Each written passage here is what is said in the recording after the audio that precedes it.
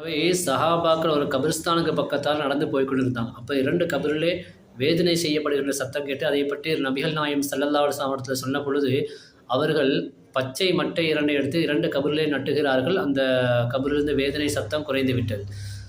இப்பொழுது விவரம் கேட்ட பொழுது நபிகள் நாயகம் ஸல்லல்லாஹு அலைஹி வஸல்லம் சொன்னார்கள், ஒருவர் கோல் சிறுத்திருந்தவர், இன்னொருவர் சிறுநீர் கழித்துவிட்டு சரியாக சுத்தம் செய்யாதவர். எனவே அவர்களுக்காக கபிரிலே தண்டனை கொடுக்கப்பட்டது. இந்த பச்சை மரத்தை நட்டிய பொழுது அந்த பச்சை மட்டை தஸ்பீஹ் செய்வதனால் அவருடைய வேதனை குறைக்கப்பட்டதுன்னு நபிகள் நாயகம் ஸல்லல்லாஹு அலைஹி வஸல்லம் சொன்னார்கள்.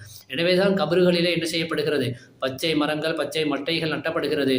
அது காய்கின்ற வரைக்கும் அந்த மரங்கள் தஸ்பீகள் என்ன செய்கிறன்னா, இந்த மரங்கள் மட்டைகள் எல்லாம் தஸ்பீஹ் செய்கிறது. அதனால் கபருக்குள்ளே இருக்கக்கூடியவர்களுக்கு வேதனை குறைக்கப்படுகிறது. அதனால்தான் கபறுகளிலே மரங்கள் நட்டப்படுகிறதே தவிர வேறு எந்த ஒரு காரணத்துக்காகவும் அல்ல. சில பேர் அழகா இருக்க வேண்டும் என்பதற்காக நட்டினாலும் அந்த செடிகளுடைய தஸ்பீயை கூட அந்த கபராளியுடைய வேதனையை குறைக்க செய்கிறது. எனவே கபராளிகளுக்கு இதுவும் ஒரு வசீலாவாக அமைந்து விடுகிறது என்பதை நம்ம இந்த ஹதீஸ் மூலமாக தெரிந்து கொள்ள வேண்டும். எல்லாம் வல்ல அல்லாஹ் சுப்ஹானஹு வ தஆலா நம் அத்தனை பேரையும் கபருடைய வேதனையிலிருந்து காப்பாற்றி அருள்வானாக. வஸல்லல்லாஹு வஸல்லம் அலா சய்யிதினா முஹம்மதின் வ ஆலிஹி வ ஸஹ்பிஹி அஜ்மாயின். அல்ஹம்துலில்லாஹி ரப்பில் ஆலமீன். அஸ்ஸலாமு அலைக்கும் வரஹ்மத்துல்லாஹி வபரகாத்துஹு.